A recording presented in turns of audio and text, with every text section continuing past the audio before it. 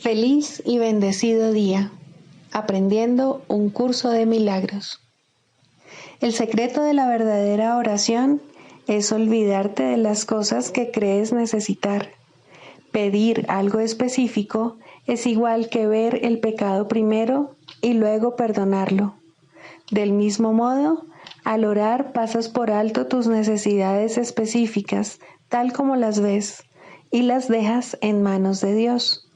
Ahí se convierten en los regalos que le haces, pues le dicen que no antepondrás otros dioses a Él, ni que quieres otro amor que el suyo. Este libro es un comienzo, no un final.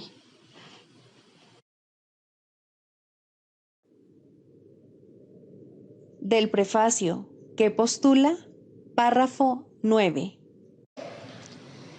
La percepción es una función del cuerpo y por lo tanto supone una limitación de la conciencia. La percepción ve a través de los ojos del cuerpo y oye a través de sus oídos. Produce las limitadas reacciones que éste tiene.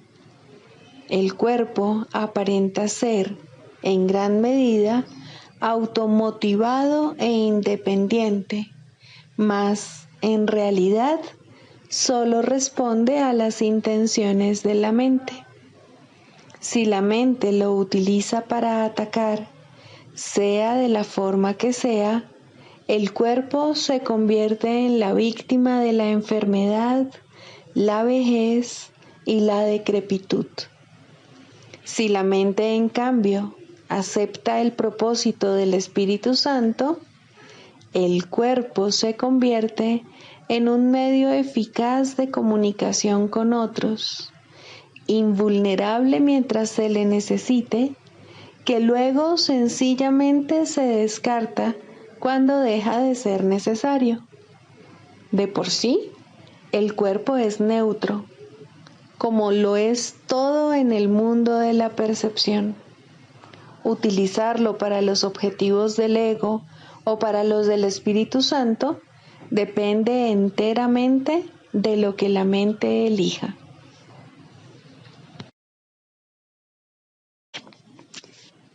Introducción. Este es un curso de milagros. Es un curso obligatorio. Solo el momento en que decides tomarlo es voluntario. Tener libre albedrío no quiere decir que tú mismo puedas establecer el plan de estudios. Significa únicamente que puedes elegir lo que quieres aprender en cualquier momento dado. Este curso no pretende enseñar el significado del amor, pues eso está más allá de lo que se puede enseñar. Pretende, no obstante, despejar los obstáculos que impiden experimentar la presencia del amor, el cual es tu herencia natural. Lo opuesto al amor es el miedo, pero aquello que todo lo abarca no puede tener opuestos. Este curso puede, por lo tanto, resumirse muy simplemente de la siguiente manera. Nada real puede ser amenazado. Nada irreal existe. En esto radica la paz de Dios.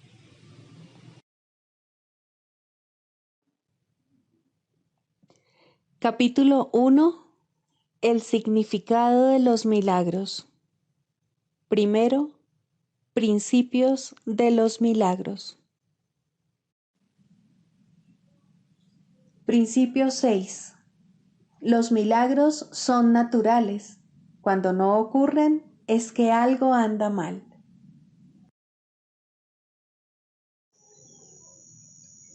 Capítulo 13. El mundo inocente. 9. La nube de la culpabilidad. La culpabilidad sigue siendo lo único que oculta al Padre, pues la culpabilidad es el ataque que se comete contra su Hijo. Los que se sienten culpables siempre condenan, y una vez que has condenado, lo siguen haciendo, vinculando el futuro al pasado, tal como estipula la ley del ego. Guardarle fidelidad a esta ley impide el paso de la luz, pues exige que se le guarde fidelidad a la oscuridad y prohíbe el despertar. Las leyes del ego son estrictas y cualquier violación se castiga severamente. Por lo tanto, no obedezcas sus leyes, pues son las leyes del castigo, y aquellos que las acatan creen que son culpables y por lo tanto no pueden sino condenar. Las leyes de Dios tienen que intervenir entre el futuro y el pasado para que puedas liberarte. La expiación se alza entre ellos como una lámpara que resplandece con tal fulgor que la cadena de obscuridad a la que te ataste a ti mismo desaparece. Librarse uno de la culpabilidad es lo que deshace completamente al ego. No hagas de nadie un ser temible, pues su culpabilidad es la tuya, y al obedecer las severas órdenes del ego, atraerás su condena sobre ti mismo, y no podrás escapar del castigo que él inflige a los que las obedecen. El ego premia la fidelidad que se le guarda con dolor, pues tener fe en él es dolor. Y la fe solo se puede recompensar en función de la creencia en la que se depositó. La fe le infunde poder a la creencia, y donde se deposita dicha fe es lo que determina la recompensa, pues la fe siempre se deposita en lo que se valora y lo que valoras se te devuelve. El mundo te puede dar únicamente lo que tú le diste, pues al no ser otra cosa que tu propia proyección, no tiene ningún significado aparte del que tú viste en él y en el que depositaste tu fe. Sé fiel a la oscuridad y no podrás ver, porque tu fe será recompensada tal como la diste. Aceptarás tu tesoro, y si depositas tu fe en el pasado, el futuro será igual. Cualquier cosa que tienes en gran estima, la consideras tuya. El poder que le otorgas al atribuirle valor hace que sea así. La expiación conlleva una reevaluación de todo lo que tienes en gran estima, pues es el medio a través del cual el Espíritu Santo puede separar lo falso de lo verdadero, lo cual has aceptado en tu mente sin hacer ninguna distinción entre ambos. No puedes, por lo tanto, valorar lo uno sin lo otro, y la culpabilidad se ha convertido en algo tan real para ti como la inocencia. Tú crees que el Hijo de Dios es inocente porque ves el pasado, pero no lo ves a Él. Cuando condenas a un hermano, estás diciendo: yo, que soy culpable, elijo seguir siéndolo. Has negado su libertad, y al hacer eso, has negado el testigo de la tuya. Con igual facilidad podrías haberlo liberado del pasado y haber eliminado de su mente la nube de culpabilidad que lo encadena a él, y en su libertad habrías encontrado la tuya. No lo condenes por su culpabilidad, pues su culpabilidad reside en el pensamiento secreto de que él te ha hecho lo mismo a ti. ¿Le enseñarías entonces que su desvarío es real? La idea de que el inocente Hijo de Dios puede atacarse a sí mismo y declararse culpable es una locura. No creas esto de nadie, en ninguna forma, pues la condenación y el pecado son lo mismo, y creer en uno es tener fe en el otro, lo cual invita al castigo en lugar de al amor. Nada puede justificar la demencia, y pedir que se te castigue no puede sino ser una locura. Por consiguiente, no consideres a nadie culpable y te estarás afirmando a ti mismo la verdad de tu inocencia. Cada vez que condenas al Hijo de Dios, te convences a ti mismo de tu propia culpabilidad. Si quieres que el Espíritu Santo te libere de ella, acepta su oferta de expiación para todos tus hermanos, pues así es como aprendes que es verdad para ti. Nunca te olvides de que es imposible condenar al Hijo de Dios parcialmente. Los que consideras culpables se convierten en los testigos de tu culpabilidad y es en ti donde la verás, pues estará ahí hasta que sea deshecha. La culpabilidad se encuentra siempre en tu mente, la cual se ha condenado a sí misma. No sigas proyectando culpabilidad, pues mientras lo hagas, no podrás ser deshecha. Cada vez que liberas a un hermano de su culpabilidad, grande es el júbilo en el cielo, donde los testigos de tu paternidad se regocijan. La culpabilidad te ciega, pues no podrás ver la luz mientras sigas viendo una sola mancha de culpabilidad dentro de ti. Y al proyectarla, el mundo te parecerá tenebroso y estar envuelto en ella. Arrojas un oscuro velo sobre él y así no lo puedes ver porque no puedes mirar en tu interior. Tienes miedo de lo que verías, pero lo que temes ver no está ahí. Aquello de lo que tienes miedo ha desaparecido. Si mirases en tu interior, verías solamente la expiación resplandeciendo serenamente y en paz sobre el altar a tu Padre. No tengas miedo de mirar en tu interior. El ego te dice que lo único que hay dentro de ti es la negrura de la culpabilidad y te exhorta a que no mires. En lugar de eso, te insta a que contemples a tus hermanos y veas la culpabilidad en ellos.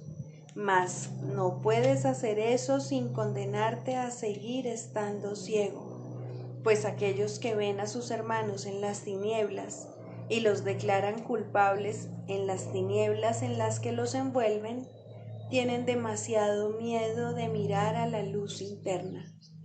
Dentro de ti no se encuentra lo que crees que está ahí y en lo que has depositado tu fe. Dentro de ti está la santa señal de la perfecta fe que tu Padre tiene en ti. Tu Padre no te evalúa como tú te evalúas a ti mismo. Él se conoce a sí mismo y conoce la verdad que mora en ti. Sabe que no hay diferencia alguna entre Él y dicha verdad, pues Él no sabe de diferencias. ¿Puedes acaso ver culpabilidad allí donde Dios sabe que hay perfecta inocencia? Puedes negar su conocimiento, pero no lo puedes alterar.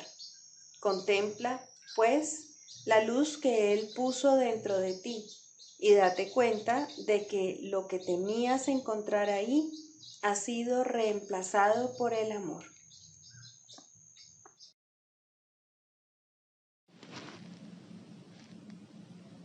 Libro de ejercicios, lección 179. Dios es solo amor y por ende eso es lo que soy yo. Solo hay una vida y esa es la vida que comparto con Dios. Dios es solo amor y por ende eso es lo que soy yo.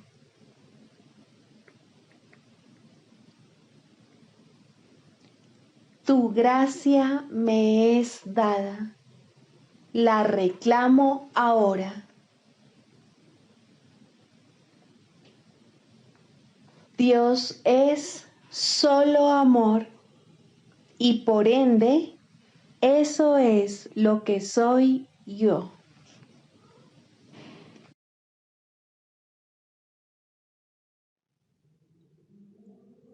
Del Manual para el Maestro, pregunta 4. ¿Cuáles son las características de los maestros de Dios? 8. Paciencia. Los que están seguros del resultado final pueden permitirse el lujo de esperar y esperar sin ansiedad. Para el Maestro de Dios, tener paciencia es algo natural.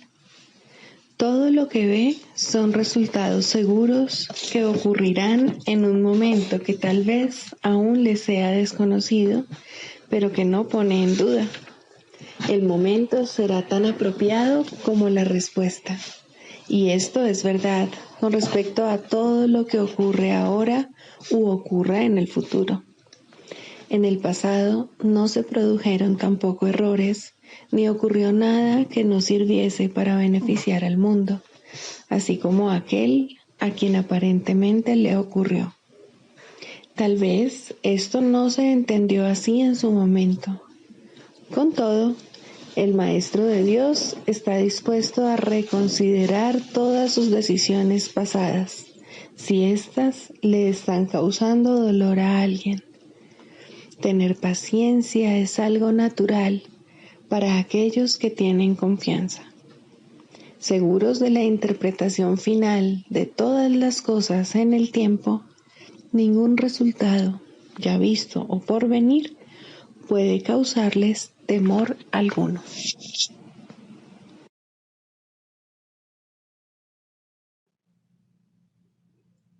Manual para el Maestro, pregunta 28. ¿Qué es la resurrección? La resurrección, dicho llanamente, es la superación de la muerte o el triunfo sobre ella. Es un redespertar o renacimiento, un cambio de parecer con respecto al significado del mundo. Es la aceptación de la interpretación del Espíritu Santo con respecto al propósito del mundo, la aceptación de la expiación en uno mismo. Es el fin de los sueños de aflicción y la jubilosa conciencia del sueño final del Espíritu Santo. Es el reconocimiento de los dones de Dios. Es el sueño en el que el cuerpo opera perfectamente al no tener otra función que la de ser un medio de comunicación. Es la lección con la que concluye el aprendizaje, pues con ella se consuma y se trasciende. Es la invitación a que Dios dé el paso final. Es el abandono de cualquier otro propósito, cualquier otro interés, cualquier otro deseo o cualquier otro empeño. Es el deseo único de estar con el Padre que tiene su Hijo. La resurrección, al ser la afirmación de la vida, es la negación de la muerte. De esta manera, la forma de pensar del mundo se invierte por completo. Ahora se reconoce que la vida es la salvación y cualquier clase de dolor o aflicción se percibe como el infierno. Ya no se le teme al amor, sino que se le da jubilosamente la bienvenida. Los ídolos han desaparecido y el recuerdo de Dios brilla en el mundo sin ninguna obstrucción.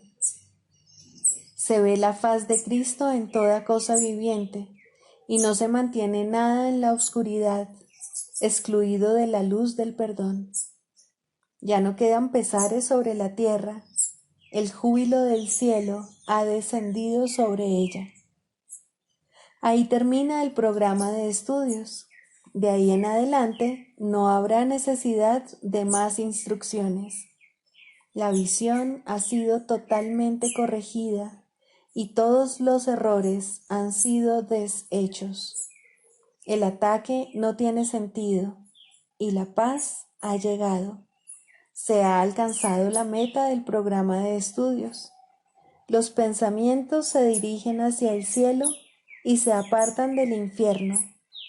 Todo anhelo queda satisfecho, pues, ¿qué queda ahora que no tenga respuesta o que esté incompleto?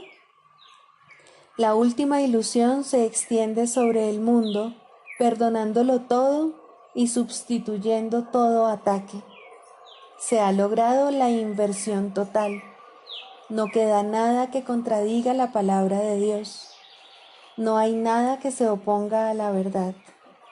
Y ahora, por fin, la verdad puede llegar.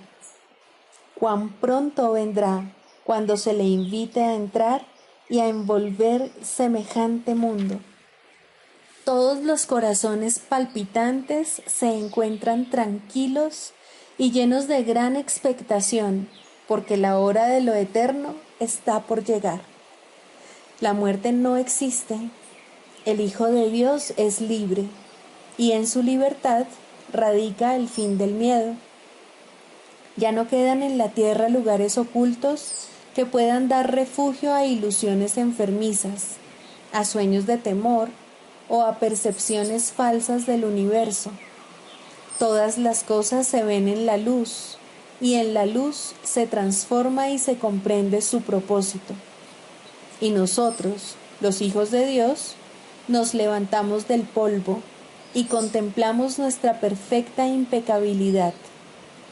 El canto del cielo se escucha por todo el mundo a medida que éste es elevado y conducido a la verdad.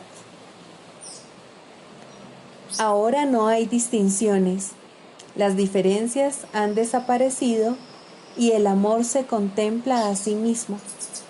¿Qué necesidad hay ahora de otro panorama? ¿Queda algo que la visión pueda llevar a cabo? Ya hemos visto la faz de Cristo, su impecabilidad y su amor tras toda forma y más allá de todo propósito. Somos santos porque su santidad en verdad nos ha liberado y aceptamos su santidad como nuestra, como en efecto lo es, y seremos eternamente tal como Dios nos creó, y lo único que deseamos es que su voluntad sea la nuestra. Las fantasías de otra voluntad separada desaparecen, pues hemos encontrado unidad de propósito. Estas son las cosas que nos aguardan a todos, pero aún no estamos listos para darles la bienvenida jubilosamente. Mientras quede una sola mente poseída por sueños de maldad, el pensamiento del infierno será real. Los maestros de Dios tienen como meta despertar las mentes de aquellos que duermen y ver la visión de la faz de Cristo, ocupar el lugar de lo que ellas sueñan. El pensamiento de asesinato es reemplazado por bendiciones. Se abandonan los juicios y se le entregan a aquel cuya función es juzgar. Y en su juicio final se restaura la verdad del Santo Hijo de Dios. Él ha sido redimido, pues ha escuchado la palabra de Dios y ha comprendido su significado. Es libre porque ha permitido que la voz de Dios proclame la verdad. Y todos aquellos a quienes antes pensó crucificar, resucitan ahora con Él, a su lado, según se prepara con ellos para encontrarse con su Dios.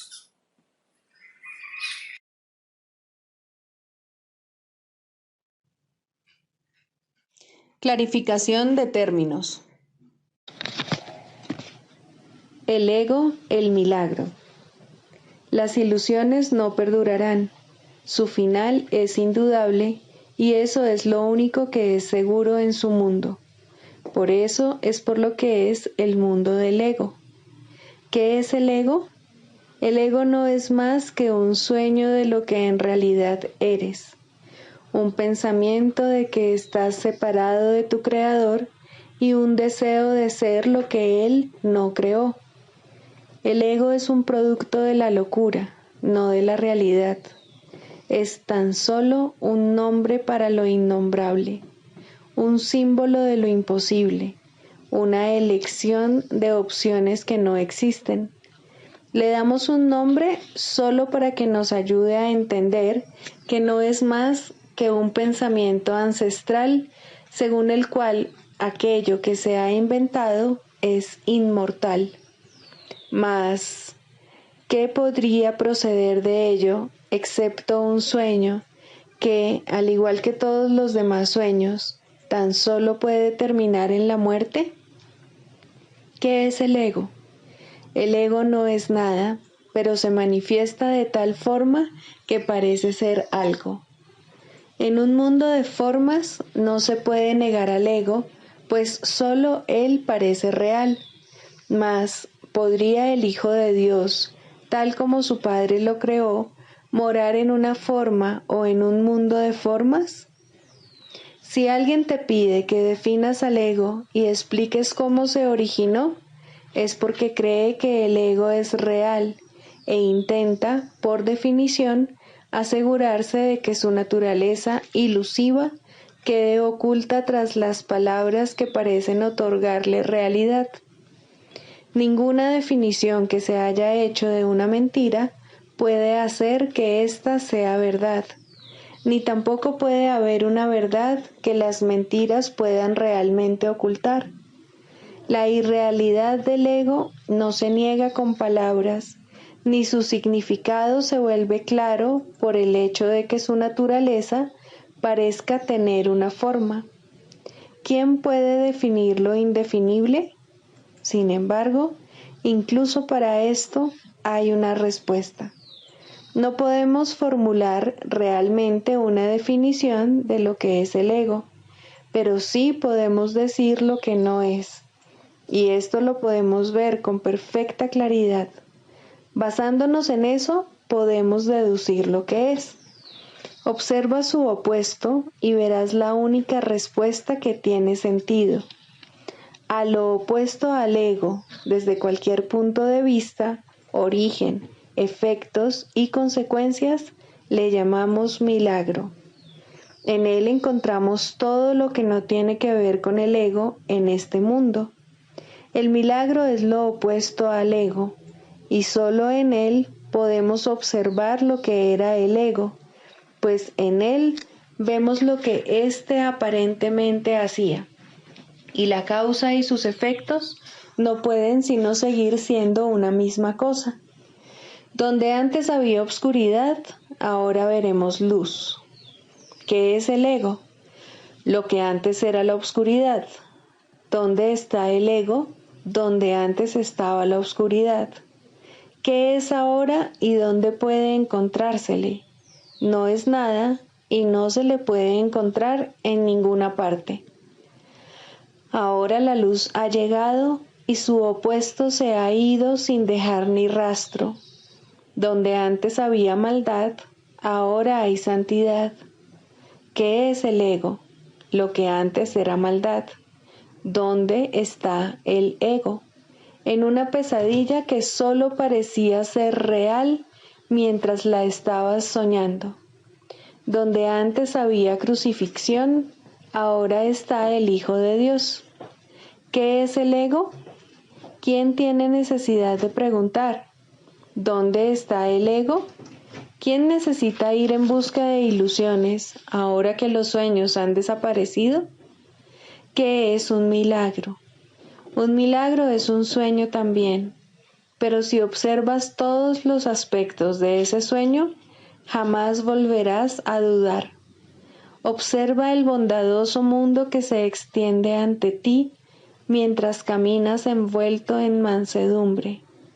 Observa a los ayudantes que encuentras a lo largo del camino que recorres, felices ante la certeza del cielo y la garantía de paz. Y observa también, por un instante, lo que por fin dejaste atrás y finalmente pasaste de largo. Esto es lo que era el ego, el odio cruel, la necesidad de venganza y los gritos de dolor, el miedo a la muerte y el deseo de matar, la ilusión de no tener hermanos y el yo que parecía estar solo en el universo. El milagro corrige este terrible error con respecto a ti mismo, con la misma dulzura con la que una madre amorosa adormece con su canto a su criatura. ¿No preferirías escuchar un canto así? ¿No contestaría ese canto todo lo que pensabas preguntar, haciendo incluso que la pregunta dejase de tener sentido? Tus preguntas no tienen respuesta, ya que han sido planteadas para acallar la voz de Dios, la cual nos hace a todos una sola pregunta. ¿Estás listo ya para ayudarme a salvar el mundo? Pregunta esto en vez de preguntar qué es el ego, y verás un súbito resplandor envolver al mundo que el ego fabricó. Ahora no se le niega a nadie ningún milagro. El mundo se ha salvado de todo lo que tú pensabas que era, y lo que es ha sido siempre absolutamente puro y jamás ha sido condenado. El milagro perdona, el ego condena. No se necesita ninguna otra definición para ninguno de ellos excepto esta. Mas, ¿qué definición podría ser más cierta o estar más a tono con lo que es la salvación? Con esto, el problema y la respuesta se llevan una al lado del otro, y al estar finalmente juntos, la elección es obvia. ¿Quién elegiría el infierno de reconocer que eso es lo que está eligiendo? ¿Y quién no seguiría adelante un poco más cuando le ha sido dado comprender que el camino es corto y que el cielo es su meta?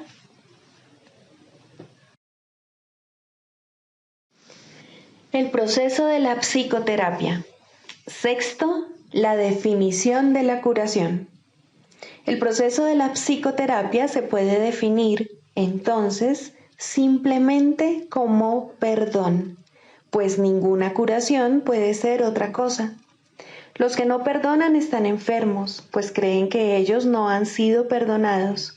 El aferrarse a la culpa, ceñirla estrechamente y ofrecerle refugio, protegerla amorosamente y estar alerta para defenderla, no es otra cosa que una implacable negativa a perdonar. Dios no puede entrar aquí, repiten los enfermos una y otra vez, mientras lamentan su pérdida, y, sin embargo, encuentran deleite en ella. La curación tiene lugar una vez que el paciente comienza a oír el canto fúnebre que entona y cuestiona su validez. Hasta que no lo oye, no puede entender que es él quien se lo canta a sí mismo. Oírlo es el primer paso de la recuperación. Cuestionarlo, entonces, debe ser su elección.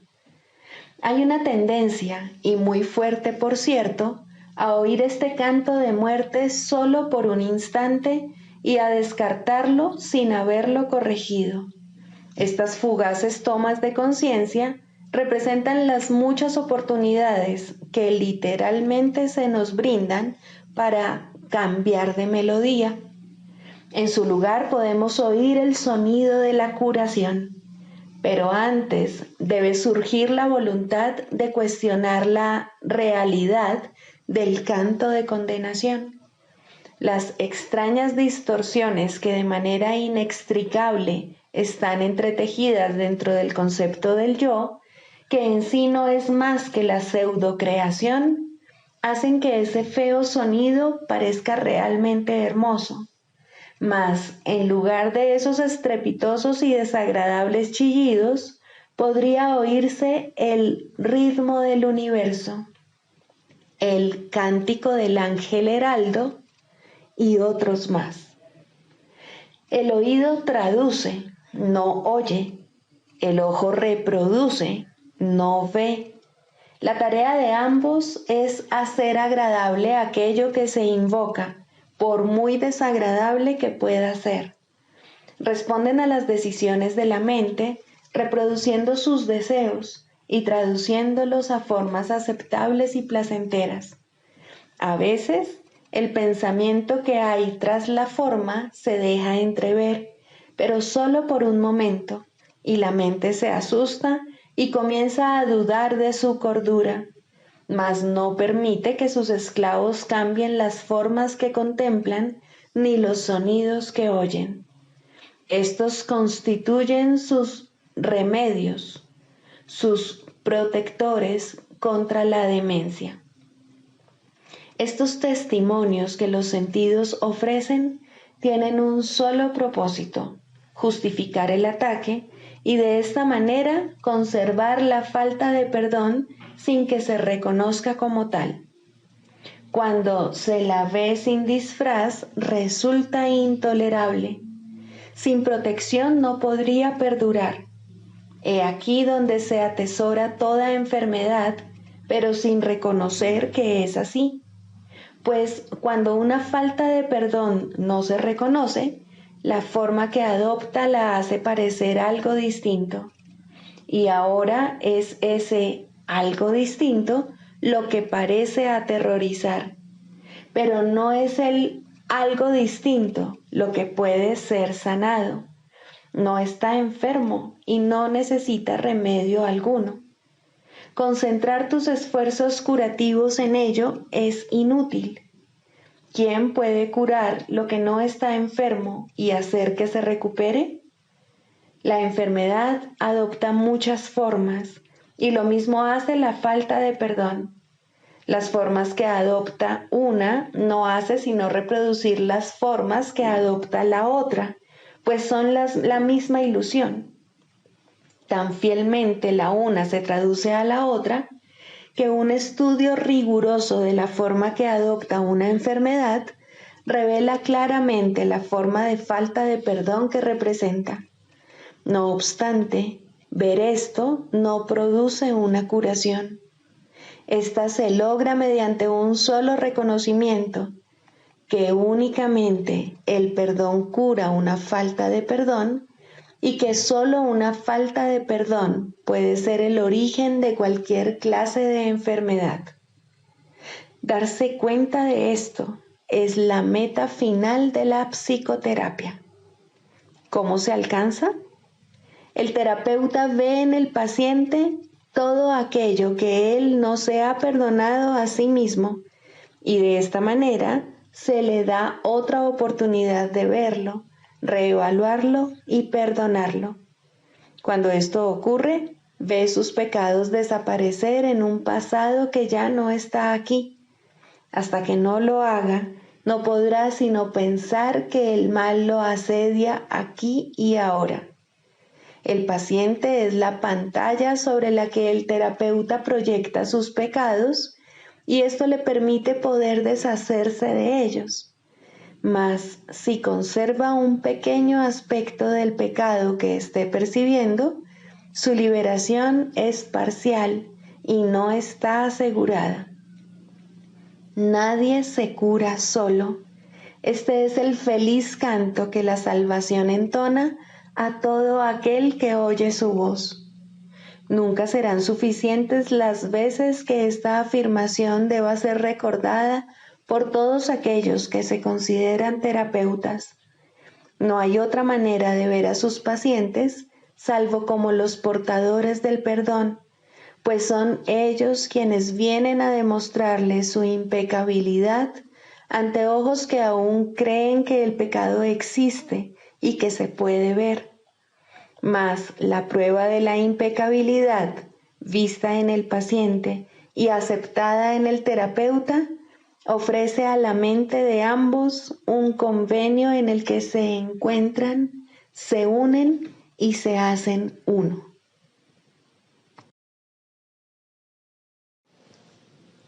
El canto de la oración. 3. La curación. Introducción. La oración tiene ayudantes y testigos que hacen más llevadero y seguro el empinado ascenso, aliviando el dolor causado por el miedo y ofreciendo consuelo y promesas de esperanza. Testigo del perdón y ayudante en la oración, dadora de la certeza de que finalmente alcanzarás la meta, eso es la curación. Su importancia no debe enfatizarse demasiado, pues la curación es una señal o símbolo de la fuerza del perdón y tan solo un efecto o sombra de un cambio de parecer con respecto a la meta de la oración.